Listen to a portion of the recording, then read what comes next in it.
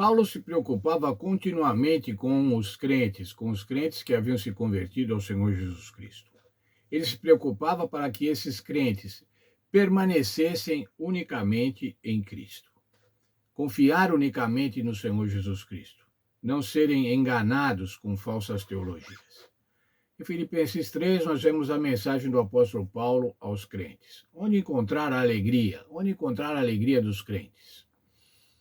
Quanto mais, irmãos meus, alegrai-vos no Senhor. A mim não me desgosta e é segurança para vós outros que eu escreva as mesmas coisas. Ele está dizendo, povo, alegrem-se somente no Senhor. A alegria de vocês, a segurança de vocês deve estar no Senhor. E eu não me importo, o apóstolo Paulo estava falando, de falar a vocês a mesma coisa. São coisas importantes. A confiança deve estar em Cristo e não em nós mesmos. Por isso, essa confiança em Cristo é que produz a alegria. A alegria vem do Senhor. Veja outro texto do apóstolo Paulo, ainda sobre alegria, Filipenses 4:4. Alegrem-se sempre no Senhor. Outra vez digo, alegrem-se. Paulo recomendava, Paulo dizia, vocês podem se alegrar no Senhor, porque o Senhor proveu a salvação, o Senhor dá a salvação a cada um de nós. Veja um parágrafo da nossa lição. Tudo aquilo que traz alegria também gera felicidade. A palavra de Deus é como um manual de instruções que nos orienta a encontrar a felicidade genuína e a alegria duradoura. Alguns elementos que promovem a alegria incluem receber a misericórdia de Deus, confiar nele, experimentar as bênçãos da salvação, adotar a lei de Deus como um estilo de vida, observar o sábado do Senhor, acreditar na palavra de Deus e criar filhos que sigam os caminhos de Deus. São algumas das alegrias relacionadas na Bíblia Sagrada. Alguns dos eventos, dos fatos que fazem com que nós possamos estar alegres no Senhor. Mas o apóstolo Paulo continua agora, o verso 2, e é um verso de advertência, uma advertência severa, uma advertência importante. Acautelai-vos dos cães, acautelai-vos dos maus obreiros, acautelai-vos da falsa circuncisão. Cuidado com os cães.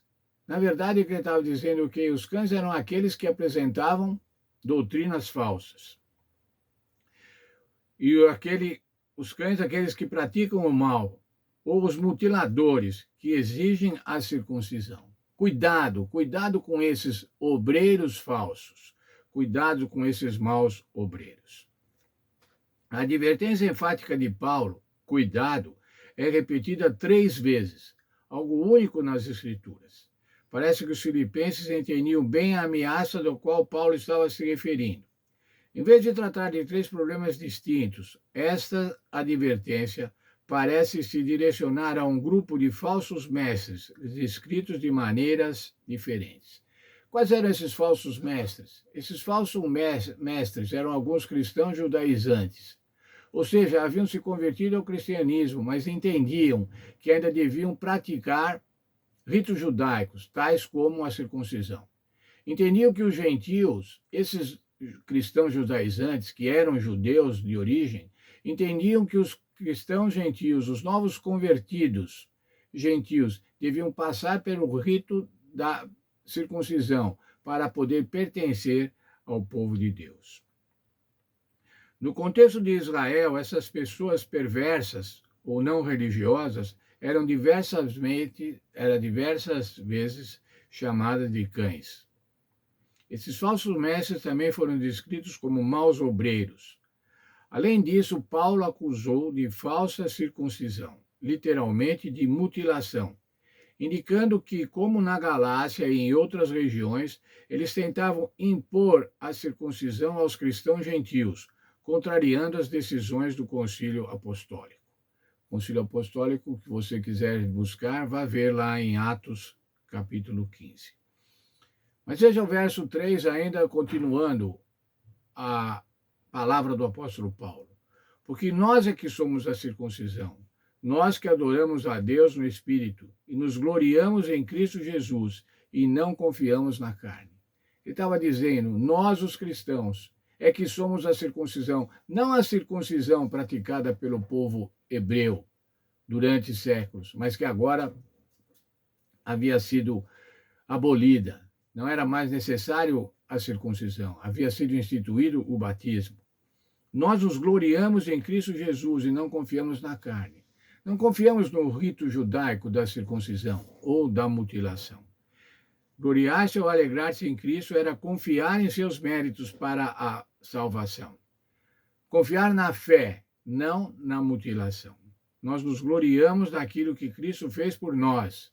Diz ainda esse mesmo verso. Nós nos gloriamos de estar em Cristo. Não confiamos na carne. Não confiamos na carne para a nossa salvação. Veja o texto de Jeremias 17:15. Um texto também muito conhecido.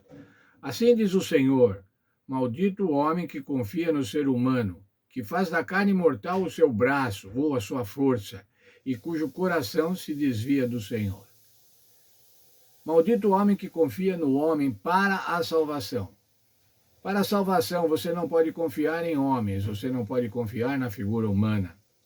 Você não pode fazer de homens o seu braço, ou seja, a sua força. Fazendo isso, você se desvia do Senhor.